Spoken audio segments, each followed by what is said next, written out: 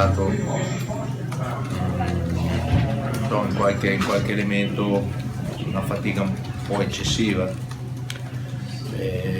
Non siamo riusciti ad andare a prenderli alti, loro uscivano poco, però nel primo tempo erano sicuramente più dinamici, e noi forse in qualche situazione dove loro erano nella nostra metà campo dovevamo essere un po' più bravi a ripartire, perché la partita io me l'aspettavo molto complicata.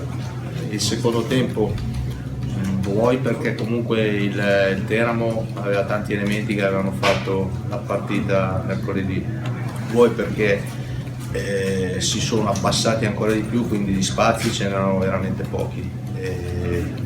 Bisognava fare gol in una situazione di palla inattiva, di giocata individuale, perché effettivamente se voi andate a vedere in molti cross che abbiamo messo c'erano dentro tanti giocatori, non era facile. Però siamo stati bravi a crederci, insomma abbiamo dovuto rischiare qualcosa con il discorso, voi sapete bene della situazione che avevamo, però è una vittoria importante perché non era una partita semplice. Non trova che siano saliti di qualità i tre centrocampisti nel secondo tempo, al di là del cambio Mazzocco e Risi? Primo tempo bene sulle fasce, perché non è che non andavate giù, però i cross erano un po' spesso o troppo bassi o un po' troppo lunghi, non arrivava De Cenco, si lamentava che non li aveva come li voleva lui, sì, no, è giusto, sicuramente i tre centrocampisti sono cresciuti, però anche i cross che facevamo tante volte andavamo ad attaccare la porta con pochi giocatori, anche Caio probabilmente anche lui ha pagato le 2 partite ravvicinate e i pochi minuti che aveva nelle gambe, attaccava poco la porta. È chiaro che se vai sul fondo e metti palla e attacchi con 2 giocatori solo fai fatica a fare gol. Noi di solito riuscivamo ad attaccare con più giocatori, oggi nel primo tempo abbiamo fatto molta fatica sotto questo aspetto. Siete riusciti ad ottenere parecchi calci in angolo, adesso io ho preso anche il conto e mi sembra che lo schema sia sempre lo stesso, non è previsto magari una variabile anche per disorientare l'avversario. No, vabbè, abbiamo varie soluzioni, però se voi andate a vedere la struttura del Teramo forse è la struttura più importante della categoria, nel senso che hanno grandissimi saltatori. Barbuti era al vertice, quindi le palle davanti facevi fatica a fargliele passare, avevano 3 difensori centrali più Scipioni che sono fortissimi nelle marcature, prendono pochi gol su palla inattiva e non era semplice fargli gol anche in questo tipo di situazione. I nostri saltatori più bravi erano marcati da giocatori di una struttura ancora più imponente della nostra e abbiamo fatto fatica a concretizzare, cosa che come a livello numerico noi sui calci d'angolo abbiamo comunque ottenuto già un buono score rispetto alle altre squadre. E con mister ci credete nel primo posto ancora? Ma noi crediamo che dobbiamo continuare a lavorare, a stare attaccati. È normale che se le altre continuano a vincere per noi diventa più difficile, però dobbiamo cercare di ottenere il massimo da ogni gara. Mancano ancora tante gare, c'è ancora lo scontro diretto, tutto può succedere, però è chiaro che a livello di percentuale chi è davanti ha sicuramente un margine per poter sbagliare e noi no. Teramo che si aspettava? Teramo nelle ultime gare è sicuramente una squadra che sta facendo bene, organizzata, concede pochi spazi, l'ho visto bene, me l'aspettavo anche perché ho visto le ultime 3 gare che ha fatto e si vede che c'è un netto miglioramento e non sarà facile battere questa squadra, secondo me, anche da parte di altre compagini.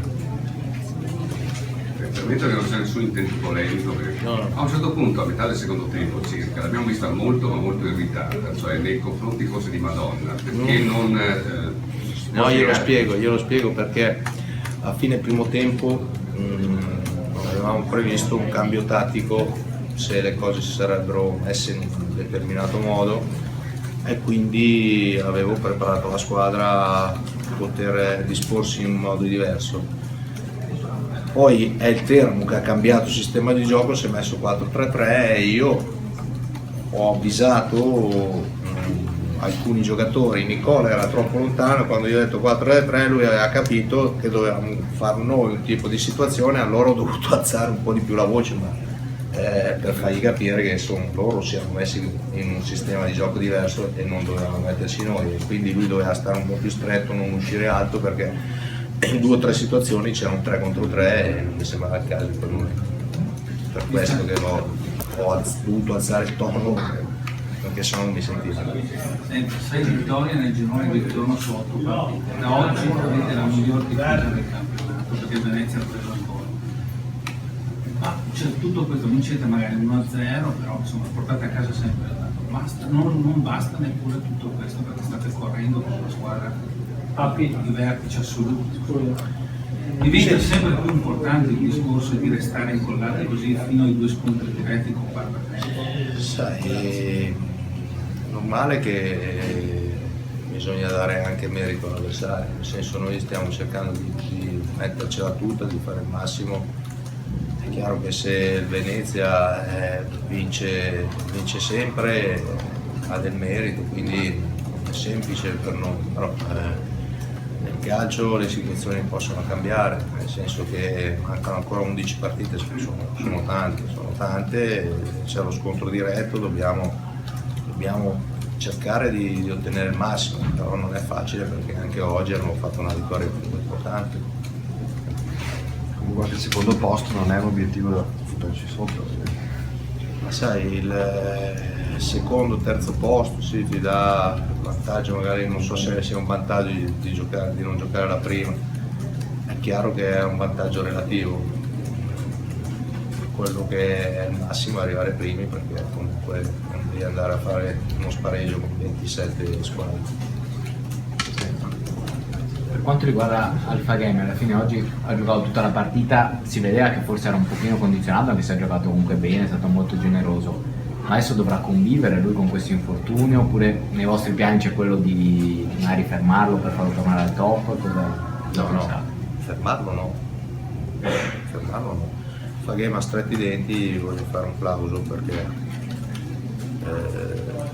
non è stata una settimana semplice, quindi lo voglio ringraziare pubblicamente perché si è messo a disposizione, lui come gli altri, anche Neto e Altinieri si sono messi a disposizione, quindi lo voglio ringraziare perché ha fatto una gara di sacrificio e il resto insomma adesso domani scarichiamo, martedì spero che tutti si possano allenare e fare una settimana regolare.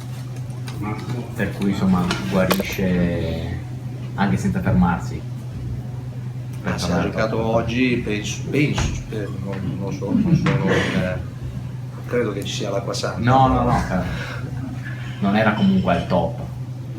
Vabbè, se un giocatore sta fermo una settimana e ha un problema sicuramente non può essere in una condizione ideale, però ha corso tanto, ha speso molto, ha tenuto la linea lunga, quindi è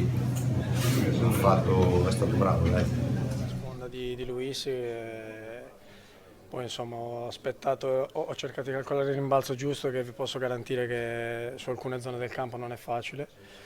E abbiamo avuto insomma, anche la fortuna di calciarla bene, è andata dentro insomma, dai, però onestamente era nell'aria e sentivo che avremmo fatto gol da un momento all'altro. Ecco, subito dopo, qualche minuto dopo, hai avuto un'altra occasione.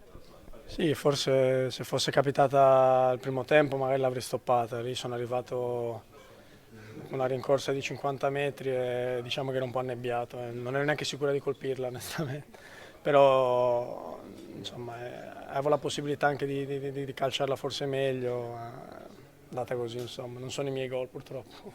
Come mai? Diciamo che loro giocavano a specchio, diciamo, inizialmente era un 5-3-2 ma tenevano i quinti molto bassi e di conseguenza ci permettevano di stare con i nostri quinti alti. Però stavano molto schiacciati dentro l'area e non c'erano tanti spazi insomma, per fare le giocate. I nostri difensori, Cappelletti e Russo, avevano molta possibilità di portare palla fino alla tre quarti loro, però poi non c'erano spazi, bisognava insomma forzare una giocata. i cross che abbiamo messo un po' per imprecisione nostra, un po' per comunque bravura loro, che avevano 3 spilungoni dentro l'aria, le prendevano tutte loro, abbiamo fatto un po' di fatica, questo sì, poi nel secondo tempo abbiamo corretto un po' di cose ed è andata meglio, insomma, anche a livello di fisico, di brillantezza siamo riusciti a venire fuori rispetto a loro che magari sono calati un pochino. E giocarci il tutto per tutto nelle partite finali e negli scontri diretti, però l'importante è rimanere comunque attaccati alla vetta. Ecco, il Padova questo l'ha dimostrato, là ci può stare.